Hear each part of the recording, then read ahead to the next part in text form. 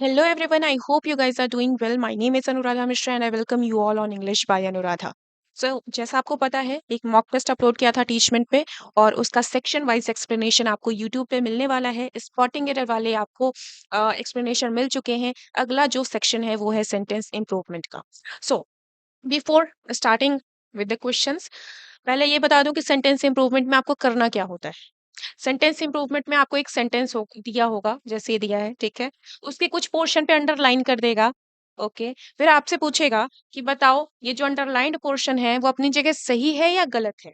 सबसे पहले तो आप ये बताओगे, ठीक। अगर सही है तो ऑप्शन डी आप चूज करते हो, नो इम्प्रूवमेंट। और अगर गलत है तो सही क्या होना चाहिए वो आपको इन तीन ऑप्शंस में से चूज करना होता है, ठीक है। तो यही करना है आपको सेंटेंस इंप्रूवमेंट में। आइए अब देखते हैं क्वेश्चन को। सेंटेंस दिया है he was too glad to see his friend. इसमें टू ग्लैड के बारे में पूछा है, सही है कि गलत है। तो सबसे पहले आपको बता दूं, ये स्ट्रक्चर होता है टू एंड टू का। ओके, टू होगा फिर कुछ लिखा होगा, उसके बाद वापस ये टी ओ वाला टू होगा। ये जो है एक नेगेटिव मीनिंग देता है। इसका मतलब होता है बियॉन्ड लिमिट, कोई चीज उतनी हो जितनी नहीं होनी चाहिए।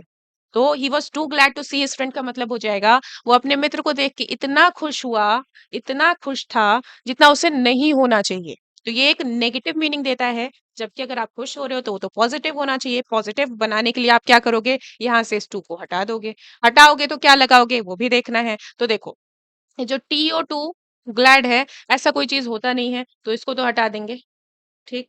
फिर आप कहते हो सो ग्लैड भी तो लगाते ही हैं, बढ़िया लगेगा, लेकिन ये भी गलत होता है। जब भी आप सो लगाते हो तो आगे आपको दैट लगाना पड़ेगा। दैट लगा के एक और क्लॉज लिखनी पड़ेगी। तो यहाँ पे दैट तो आप लगा नहीं सकते क्योंकि चेंज आपको बस इन्हीं दो शब्दों में करना है। ओके, तो ऑप्शन क्या बचा है, वेरी ग्लैड। तो पॉजिटिव दिखाने के लिए आप क्या बताते हो, बहुत खुश हुआ अपने फ्रेंड को देख के, very glad to see his friend. Okay, तो option A should be the correct answer in question number 11। Next आते हैं नंबर 12 पे। All his efforts to find his lost child were in vain. In vain एक चीज होती है क्या, इन vain. In when का मतलब होता है तिलांडे में चले जाना मतलब व्यर्थ हो जाना, व्यर्थ हो जाना, वेस्ट हो गए सारे एफर्ट्स उसके। ठीक, तो क्या होता है, VAIN होता है, VAIN होता है। Option C should be the correct answer here in question number 12। Number 13 में आते हैं। Last evening I went to the optician and bought spectacles. पिछले शाम मैं ऑप्टिशियन के पास गया और खरीदा, क्या खरीदा, स्पेक्टिकल्स खरीदा। यहाँ पे कुछ दिक्कत लग सकती है, आपको पता नहीं कितने स्पेक्टिकल खरीदा, एक खरीदा, दो खरीदा। तो देखो यहाँ पे रूल कौन सा काम करता है। एक टॉपिक होता है पार्ट्स ऑफ स्पीच में नाउन का। ओके, तो कुछ नाउन्स ऐसी होती हैं जो हमेशा प्लूरल ही लिखी जाती हैं। स्पेक्टिकल्स का स्पेक्टिकल कभी नहीं होता। वो नाउन्स कौन सी होती हैं, वैसे बहुत सारी होती हैं, लेकिन यहाँ जिसकी बात है उसी का रेफरेंस दे रही हूँ। जो आपके पेयर वाले होते हैं, जोड़े वाले जो नाउन होते हैं, जोड़े मतलब चश्मा बनाया, है ना। तो ये दो इक्वल हाफ्स में डिवाइड हो सकता है। जीन्स है, शूज हैं, सॉक्स हैं, तो ये पेयर्स में होते हैं। जो चीजें पेयर्स में होंगी वो हमेशा आपकी प्लूरल रहती हैं। स्पेक्टिकल्स हो गए, गॉगल्स हो गए, ग्लासेस हो गए, ये कभी भी सिंगुलर नहीं लिखते। आप गॉगल नहीं लिखोगे, हमेशा गॉगल्स ही लिखोगे, ठीक है। उसके बाद अब हमेशा ये प्लूरल रहते हैं, लेकिन अगर मुझे बस एक चश्मे की बात करनी है, चश्मे को सिंगुलर दिखाना है, तो मैं क्या करूंगी, प्लूरल दिखाना हो तो मैं क्या करूंगी, क्या मैं वन स्पेक्टिकल्स और टू स्पेक्टिकल्स लिख सकती हूँ, नहीं लिख सकती। रूल क्या होता है लिखने का, जब आपको सिंगुलर दिखाना होता है तो आप लिखते हो अ पेयर ऑफ, ठीक है। और प्लूरल दिखाना होता है, प्लूरल दिखाना होता है तो आप क्या लिखते हो, pairs of. Now go through the options. Spectacled लिखा है, बिल्कुल नहीं होगा। स्पेक्टिकल जैसी कोई चीज नहीं होती, हमेशा स्पेक्टिकल्स ही होता है, गलत हो गया। टू स्पेक्टिकल्स बताया आपको प्लूरल बताने के लिए, आप पेयर्स लिखते हो, है ना। तो टू पेयर्स ऑफ स्पेक्टिकल्स होता तो शायद सही हो जाता, लेकिन ये भी नहीं होगा। अ पेयर ऑफ स्पेक्टिकल्स मतलब सिंगुलर, एक चश्मा मैंने खरीदा है, ये हो जाएगा आपका correct answer, option number C. Okay, next number 14। He came despite of his busy schedule. वो अपने बिजी शेड्यूल के बावजूद आया।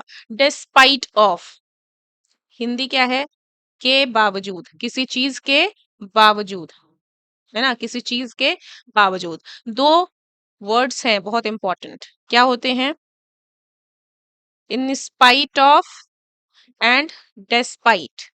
हमेशा एग्जाम में आपको क्या करेगा, यही ऑफ हटा देगा। इन स्पाइट है तो ऑफ हटा देगा, डिस्पाइट है उसमें ऑफ लगा देगा, यही दिक्कत होती है, ठीक है। तो यहाँ पे देखो दूसरा वाला जो सिचुएशन मैंने बताया है वही है, डिस्पाइट के साथ ऑफ लगा दिया, पढ़ने और बोलने में मजा आता है, लेकिन ग्रामेटिकली इट इज इनकरेक्ट। तो हम क्या करेंगे, डिस्पाइट ऑफ को इन स्पाइट ऑफ से चेंज कर देंगे। Option C is right answer here. Question number 15 पर आते हैं। The receptionist asked the patient who recommended you to doctor Paulson. जब डॉक्टरों की बात होती है तो आप रिकमेंड नहीं करते, आप रेफर करते हो, राइट। डॉक्टर क्या कह रहा है, भैया तुम्हारा केस हमारे हाथ से अब बाहर है, तुम जाओ, मैं तुमको रेफर कर रहा हूँ, एम्स चले जाओ। ओके, तो रिकमेंडेड नहीं होगा, क्या होगा, रेफर होगा। डॉक्टर्स के केस में आप रेफर ही लगाते हो, ऑप्शन बी हो जाएगा। नंबर 16 की बात करें, seeing that she is very tired I walked out of the room and let her sleep. ये देखा मैंने कि वो थकी हुई थी, मैं रूम से बाहर आया और उसे सोने दिया। ठीक है, रूम से कब आया हूँ, पास्ट में। पास्ट कैसे बता रहे, क्योंकि आई के साथ without any helping verb V3 है। V3 कभी विदाउट हेल्पिंग वर्ब नहीं होती, वो क्या हो जाती है, V2 हो जाती है। ओके, आई के बाद without any helping verb V2 है, और वो आपकी सेकेंड फॉर्म सिर्फ और सिर्फ आपकी पास्ट इंडेफिनिट में ही दिखती है। ठीक, तो ये है पास्ट। सोने भी कब दूंगा, पास्ट में। देखा भी कब होगा, पास्ट में। तो वो थकी प्रेजेंट में कैसे है, शी इज वेरी टायर्ड कैसे हो सकता है, थकेगी भी पास्ट में, है ना। तो seeing that she was very tired, option B should be the correct answer here in question number 16। Number 17 पर आते हैं। The demonstration passed away peacefully. The demonstration passed away peacefully. Pass away newspaper पढ़ते हो, magazine पढ़ते हो, कहीं भी पढ़ते हो, पास अवे किसके लिए यूज करते हैं, देहांत के लिए।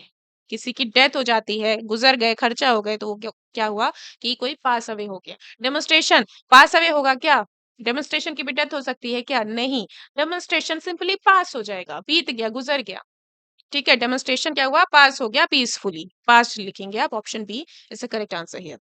नंबर 18 पर आते हैं। कह रहे हैं exchange my necklace for yours. क्या मैं अपना एक्सचेंज आपके वाले से सॉरी, क्या मैं अपना नेकलेस आपके वाले से एक्सचेंज कर सकती हूँ। आपके वाले से मतलब आपके वाले के साथ, आपके नेकलेस के साथ मैं अपना वाला एक्सचेंज कर सकती हूँ क्या। यहाँ के लिए का कोई मीनिंग है क्या, हिंदी निकालो। फॉर मतलब होता है के लिए, फॉर का एक और मतलब होता है बिकॉज, वो भी ध्यान रखना, कभी कभी आपको दिखेगा। ओके, तो के लिए आप लगाते हो, फॉर के लिए। ठीक, तो यहाँ पे फॉर का तो कोई मीनिंग नहीं है। आपके वाले नेकलेस के साथ मैं अपना एक्सचेंज कर सकती हूँ क्या, विथ योर्स होगा।